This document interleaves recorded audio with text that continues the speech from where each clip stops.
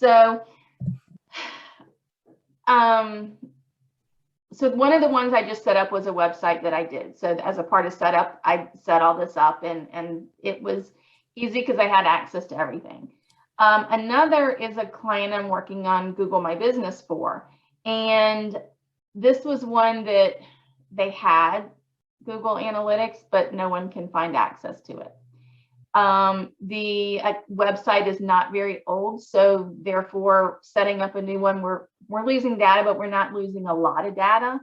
So I reset it up, but when I did that, when connecting SiteKit, it wanted to, connection to Google Search Console to confirm.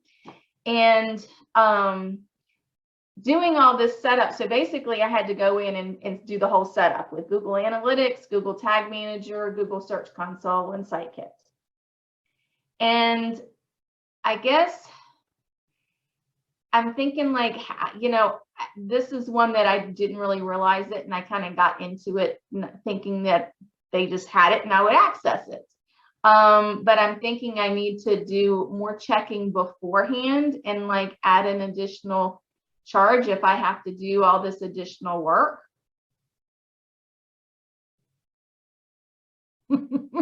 Yeah.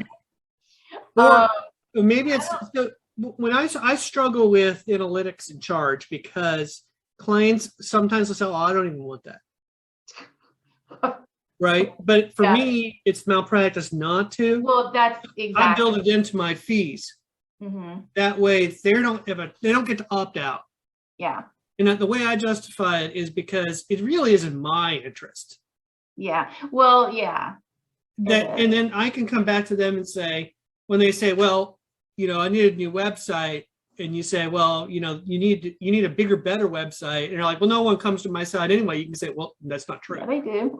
Yeah. Or you can send them a monthly report and show them what they're getting, so they kind of ask the question, how do I get more? Right. Mm-hmm. That's the value of setting up. So that's all benefits not only the client, because now the client understands the value of their website. Yeah. Is not just a brochure. Yes. And that they are getting business from it, but it also benefits me as a service provider because it allows me to upsell. Yeah. Yeah. So I would just build it in and not let people opt out. Yeah. I guess the main thing is that, like, for the most part, it's just gaining. I haven't had a client in a long time where I've had to set the whole thing up from scratch. So, and part of it was getting access to, because typically, like, when I'm doing Google My Business, I don't need access to the website, Google Analytics, and I get access to that. So it's like I had to get access to the website, then I had to get access to, I did install Google Search Console, so I had to have DNS access, and it was not a short process. Yeah.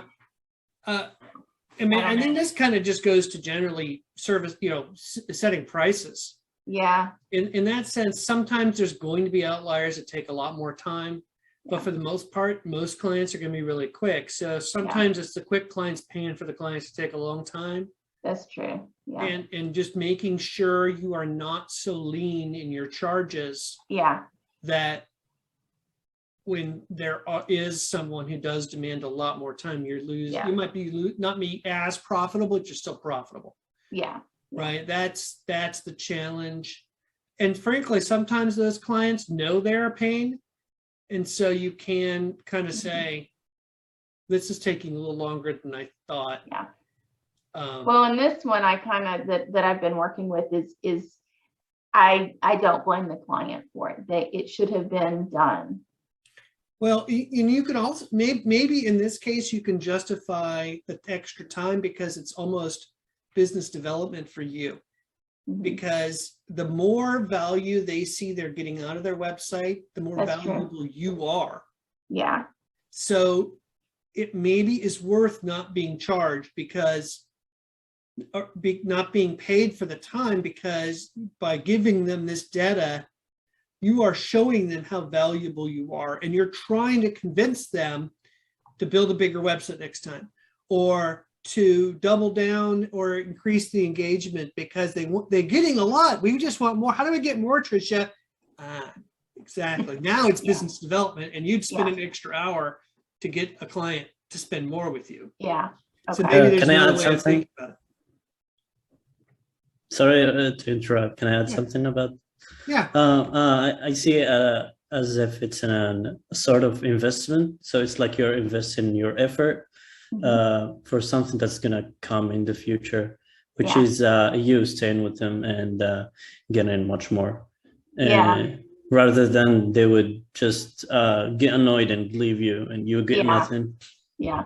And client retention, right? Yeah. It's easier to keep a client than get a new one. Yeah, it is. And that's one thing too, that I actually, for Google My Business, when I do the management, I kind of look at it that way anyway, because my first month that I do my services for Google My Business Management is my most labor intensive for me, but I don't charge them more for it. I have an even thing. So, and I'm, because I don't like having like a big setup fee.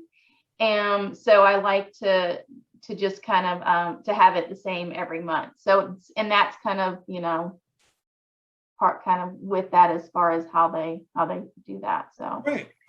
But yeah. Okay. Yeah, I'm not an expert in pricing by any means, but I know enough to make sure that I know enough to say that what we do takes time, and the time that we provide is worth money to our clients because we're putting the time into things that matter for them. Yeah. And so, I don't apologize for charging. Yeah. Oh yeah. And I know you don't either, right? I know you don't apologize for charging. And that's, I think, where a lot of people who provide services go wrong. And they're like, I don't want to charge for that. Yeah. Really? You should charge for this. Yeah.